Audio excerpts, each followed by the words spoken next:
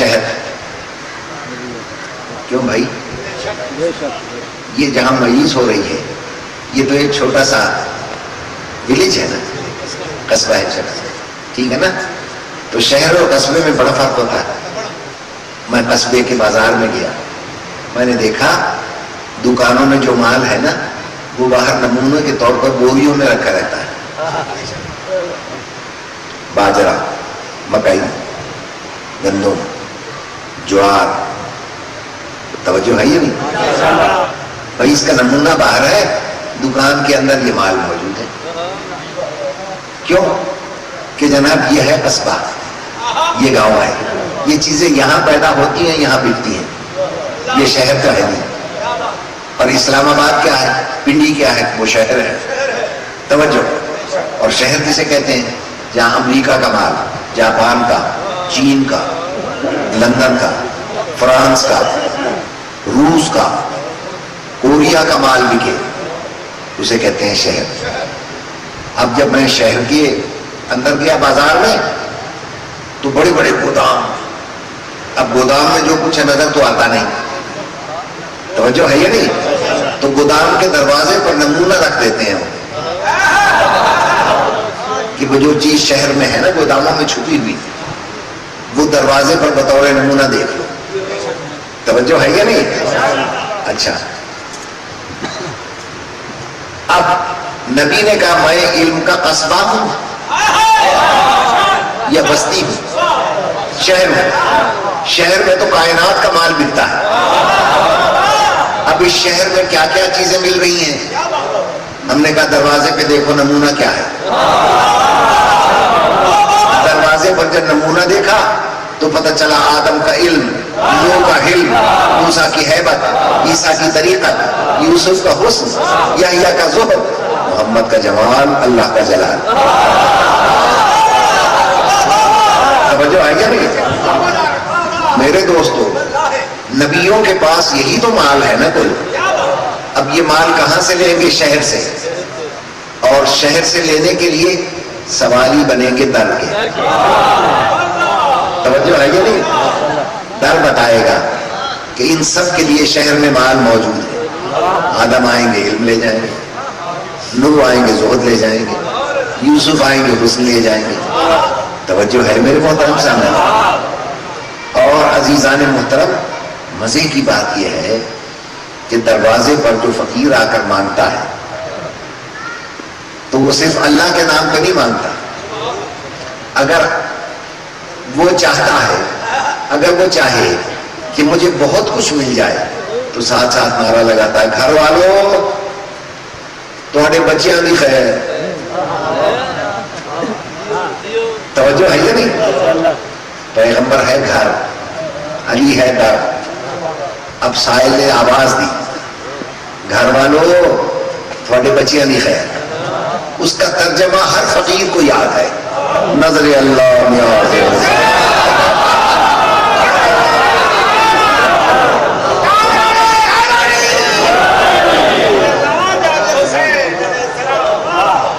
توجہ ہے یا نہیں ہے؟ تو میرے بھائی، اب فقیروں پر کیسا اعتراض؟ جب سارے نبی اس در کے سوالی ہو گئے تو اگر فقیر نے بھی وہی سوال کر لیا جو کعبے کی لکیر کا فقیر ہے، توجہ ہے یہ نہیں؟ تو اب اس پر کیسا فتویٰ بھائی؟ فتویٰ دینا ہے تو پھر اس مولوی کو دو جس نے نبیوں کو اس در پر کھڑا کر دیا۔ میری بات پہ غور ہے صاحب بھائی؟ جی ہاں، اس لیے کہ خیرات جاتی گھر سے ہے، ملتی در سے۔ اب سمجھ میں آئی بات کہ جی نعرہ تکبیر، نعرہ رسالت بہت کم لگاتے ہیں آپ، یا علی مدد بہت کہتے ہیں۔ میری بات پہ غور کیجیے، کیوں؟ اس لیے کہ ہم یا رسول اللہ کے بھی قائل ہیں، مگر تمہیں سمجھنا نہ آئے تو ہم کیا کریں؟ وہ گھر ہے، چیز جاتی گھر سے ہے، ملتی در سے۔ اور اگر کوئی فقیر در کے بجائے اندر گھر میں گھس آئے پھر بھی ملے گا۔ ڈنکے ملیں گے، ٹھیک ہے نا، ڈنڈے کھلے،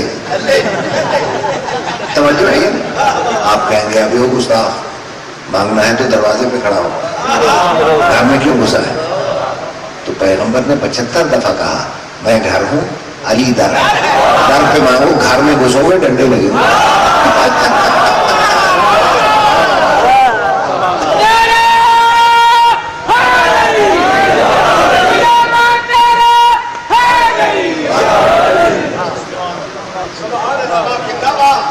توجہ ہے میرے محترم صاحب؟ بس عزیزان محترم، کیا بتاؤں آپ کو، طبیعت میں نقاہت اتنی ہے کہ میں پوری قوت سے تو خطاب کر نہیں سکتا، اور بیان سمیٹتے ہوئے ایک بات کہتا ہوں، میرا مولا علی وہ معجز نما ہے، بلکہ بذات خود معجزہ ہے۔ معجزہ اسے کہتے ہیں جو نہ سمجھ میں آئے نہ اس کا کوئی مقابلہ کر سکے، ٹھیک ہے نا؟ آج تک نہ علی کسی کی سمجھ میں آیا نہ کوئی انسان اس کا مقابلہ کر سکے، توجہ ہے یا نہیں؟ اور جیسے علی معجزہ ہے پیغمبر کا، یہ پیغمبر کے اپنے فرامین میں ہے۔ علی کون ہے؟ معجزۃ من معجزاتی، میرے معجزوں میں سے ایک معجزہ ہے، توجہ۔ اب علی کا بھی دو معجزے، ایک کو ثانی زہرا کہتے ہیں اور ایک کو عباس غازی کہتے ہیں،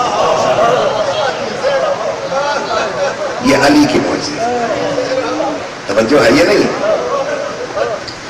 عقلیں عاجز آ جائیں گے۔ ابھی آپ میرے عزیز شوکت صلی اللہ علیہ وسلم سے سن رہے تھے نا کہ دربار میں کس طرح تشریف لے گئی،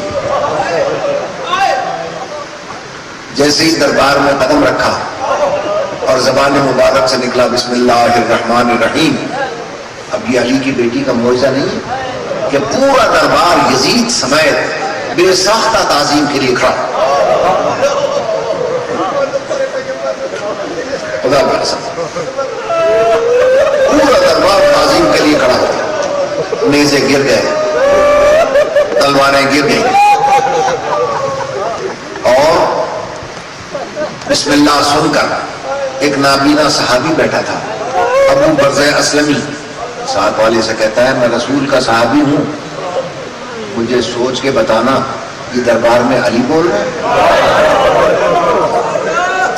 علی ہے؟ کہا بابا علی نہیں ہے، پھر کون ہے؟ کہ بنت علی۔ گھبرا کے کہتا ہے بنت علی اور شرابی کا دربار کیسے آئی ہے؟ ساتھ والا کہتا ہے بابا آئی نہیں، لائی گئی۔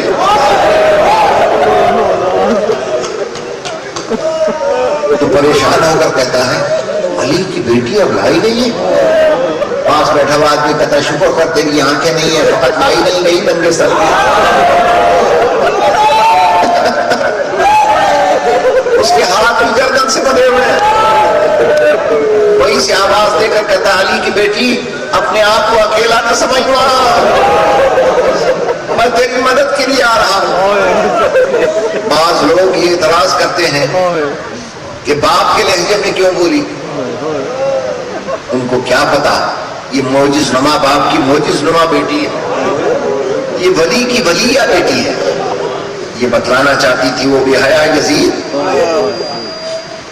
تو نے چادر چھین کر یہ سمجھا کہ ہم پردے سے محروم ہو گئے؟ اور بغیرت سن، میں وہ عظیم پردے دار ہوں جو اپنی آواز کا پردہ رکھنا بھی جانتا ہوں۔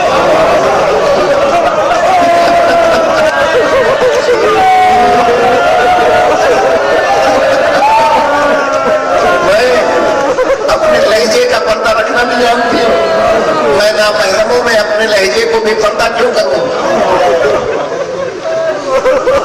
خدا کی قسم باپ کے لہجے میں اس لیے بول رہی تھی کہ میں اپنے لہجے پر باپ کے لہجے کا پردہ رکھ کر کیوں نہ بات کروں۔ اور عزیزوں یہ وہ خطبہ تھا جس کے بعد نام یزید گالی بن کے رہ گیا۔ فرمایا دربار میں آنے والوں بتا سکتے ہو تمہارا مذہب کیا؟ بت پرست ہو، مشرک ہو، کافر ہو؟ 7,000 آبادی مسلمان ہیں، کس کا کلمہ پڑھتے ہو؟ آواز آئی کلمہ پڑھتے ہیں محمد کا، ادھر محمد کا نام آیا، ادھر محمد کی بیٹی کو جلا گیا، فرمایا محمد کا کلمہ پڑھنے والے بے غیرتو ذرا آ گیا، اور اس کا کلمہ پڑھتے اس کی بیٹی کا تماشا، اس کا کلمہ پڑھتے اس کی بیٹی کا سارا دربار چیخ پڑا، او بے غیرت یزید یہ تو نے کیا کر دیا؟ اچانک دربار کا پردہ اٹھا اس خطبے کے بعد، ایک سفید سر والی بی بی سر پیٹتی ہوئی دربار میں داخل ہوئی، واہ محمد یزید نے دیکھا تو اس کی اپنی بیوی تھی ہند، جلدی سے آبا اتار کے اس پہ پھینکی اور کہا تو لوگوں میں کیوں گھس آئی، واپس جا۔ یزید کی بیوی نے یزید کو دھکا دیا، اس کی آبا ایک طرف پھینک دی۔ اپنی غیرت کمینے، اپنی بیوی کے پردے کا اتنا خیال ہے، جس کی ماں کا جنازہ رات کے اندھیرے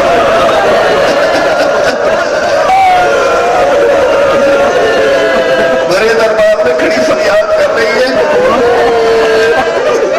اور اس کے سر پہ کوئی چادر رکھنے والا بھی نہیں ہے۔ میری شہزادی نے کہا، وہ بے غیرت، تیرے باپ دادا کو میرے باپ دادا نے از رہ کرم غلامی سے آزاد کیا تھا، بتا اگر اس وقت میرے نانا آ جائیں، تجھے تخت پہ اور مجھے منبر کے نیچے زمین پر دیکھیں، بول تو نے کیا جواب دے گا؟ یزید کے پاس کیا جواب ہو سکتا؟ کوئی جواب نہیں تھا۔ خدا کی قسم اس خطبے نے تہس نہس کر کے نام یزید کو قیامت تک کے لیے گالی بنا کے رکھا۔ اور بزرگان محترم یاد رکھیے گا، اگر پیغمبر نہ ہوتے تو اللہ کا کوئی نام نہ لیتے، علی نہ ہوتے پیغمبر کا کوئی کلمہ نہ پڑھتا، اگر حسین نہ ہوتے تو کسی کا کوئی ذکر کرنے والا نہ ہوتا، لیکن اگر حسین کی بہن نہ ہوتی تو حسین کا بھی کوئی نام لے والا، کسے پتہ چلتا کون مارا گیا، کہاں مارا گیا، کیسے مارا گیا۔ یہ اس شہزادی کے خطبے تھے جنہوں نے دنیا میں انقلاب پیدا کر دیا، انقلاب برپا کر دیا۔ پتہ ہے اس خطبہ سننے کے بعد جب تماشائی اپنے اپنے گھروں میں گئے ہیں تو ان کی عورتوں نے کیا کہا، بے غیرتو کس منہ سے گھر آیا، بے حیاؤ بے شرمو کس منہ سے گھر آیا، جس کے گھر سے دنیا نے پردہ سیکھا اس کو ننگے سر دیکھ آیا، تمہیں شرم نہیں آتی؟ بے غیرت انسانوں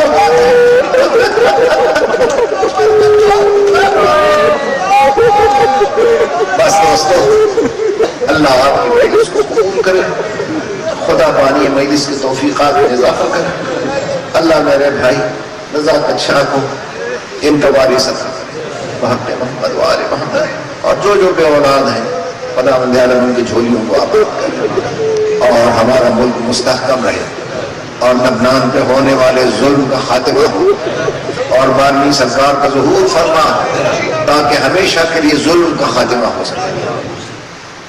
خدا حافظ۔